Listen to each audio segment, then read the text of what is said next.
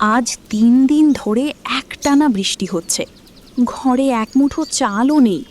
তোমার কাটানো কাঠও হাটে গিয়ে বিক্রি করতে পারোনি। আজ রাতে আমরা কি খাবো? মোড়ল মশাইয়ের কাছে গিয়েছিলাম কিছু চাল ধারের জন্য, কিন্তু উনি তাড়িয়ে দিলেন। ঈশ্বর যা করেন ভালোর জন্যই করেন।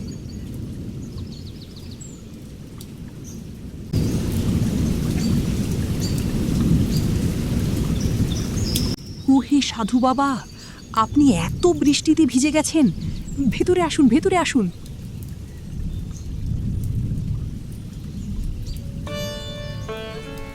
বাবা, আমাদের ঘরে আপনাকে দেওয়ার মতো ভালো খাবার কিছু নেই।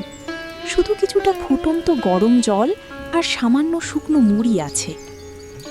মাগো, যে ঘরের মানুষ নিজের পেটে ক্ষুধা রেখে অতিথিকে আশ্রয় দেয়, তার ঘর কখনো খালি থাকে না। যা আছে তাই পরম শ্রদ্ধায় দাও।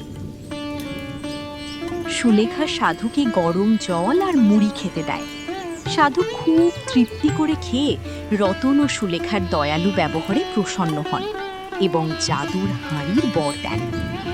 পরদিন সকালে বৃষ্টি কমে যায়। সাধু যাওয়ার সময় তার ঝোলা থেকে একটি পুরনো মাটির হাঁড়ি বের করে রতনের হাতে দেন। রতন, তোমার ও তোমার স্ত্রীর সৎ ব্যবহারে আমি খুব খুশি হয়েছি। এই মাটির হাঁড়িটি নাও। যখনই তোমার কোনো ভালো খাবারের ইচ্ছা হবে, হাঁড়ির ঢাকনা খুলে বলবে, হাঁড়িমণি হাঁড়িমণি, দাও গো খাবার এখন আনি। ব্যাস, অমনি গরম গরম খাবার তৈরি হয়ে যাবে। আর খাওয়া শেষ হলে বলবে, হাঁড়িমণি দাও এবার, আর চাই না কোনো খাবার। বাইরে আবার ঝমঝম করে বৃষ্টি শুরু হয়। সুলেখা পরীক্ষার জন্য হাঁড়িটি ঢাকনা খোলে।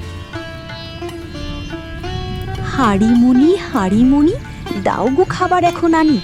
আমাদের আজকের এই বর্ষার দিনে গরম গরম ভুনা খিচুড়ি, বেগুন ভাজা আর ইলিশ মাছ ভাজা খেতে মন চাইছে। মুহূর্তের মধ্যে হাঁড়ি থেকে ধোঁয়া উঠতে শুরু করে এবং সুগন্ধে পুরো ঘর ভরে যায়। হাঁড়ির ভেতর থেকে প্লেটে প্লেটে চলে আসে ধোঁয়া ওঠা ভুনা খিচুড়ি, মুচমুচে বেগুন ভাজা আর মচমচে ইলিশ মাছ ভাজা। ওরে বাস রে, এ তো সত্যি জাদুকরি হাঁড়ি।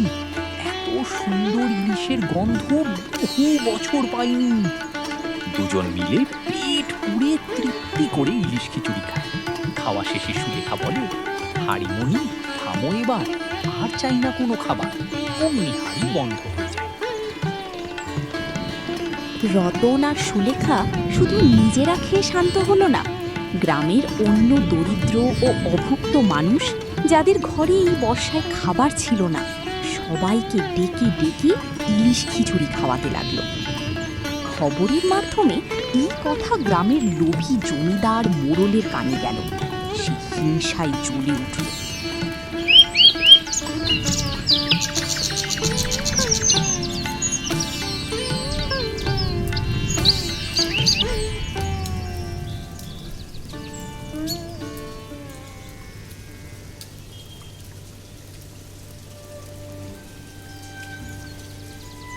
একটা সামান্য কাঠুরের ঘরে এমন জাদুকরি হাঁড়ি? না, এই হাঁড়ি তো রাজবাড়ির মতো আমার বাড়িতে থাকা উচিত।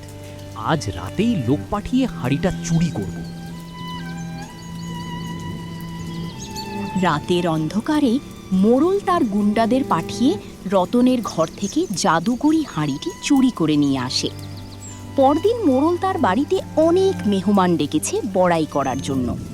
মোড়ল টেবিলের সামনে হাঁড়ি রেখে চেঁচিয়ে বলল,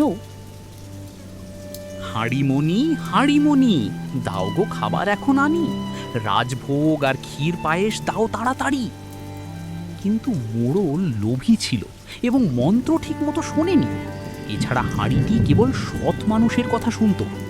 আদেশ পাওয়া মাত্রই হাঁড়ি থেকে কোনো ভালো খাবার বের হলো না, বরং হাঁড়ি থেকে শুরু হলো বোলতা আর মৌমাছির ঝাঁক বের হওয়া।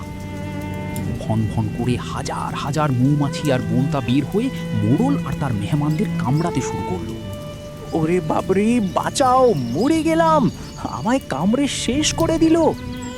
মোড়ল ব্যথায় কাঁদতে কাঁদতে রতনের কুড়ে ঘরে গিয়ে পায়ে পড়ল। মোড়ল, রতন ভাই, আমাকে ক্ষমা করো। আমি লোভ করে তোমার হাঁড়ি চুরি করেছি। দয়া করে এই বোলতার হাত থেকে। রতন দয়া পরবশ হয়ে মোড়লের সাথে তার বাড়িতে গেল এবং বলল, হাঁড়িমণি থামো এবার, আর চাই না কোনো খাবার। সাথে সাথে সব মৌমাছি হাঁড়ির ভেতরে ঢুকে গেল। মোড়ল কান ধরে রতনের হাঁড়ি ফেরত দিল এবং লজ্জিত হয়ে ক্ষমা চাইল। রতন আর সুলেখা আগের মতোই জাদুকরি হাঁড়ির সাহায্যে পুরো গ্রামের গরিব মানুষকে খাইয়ে সুখে শান্তিতে দিন কাটাতে লাগলো। লোভে পাপ, পাপে মৃত্যু। সৎ ও দয়ালু মানুষের সাহায্য ঈশ্বর কোনো না কোনো উপায়ে অবশ্যই করেন।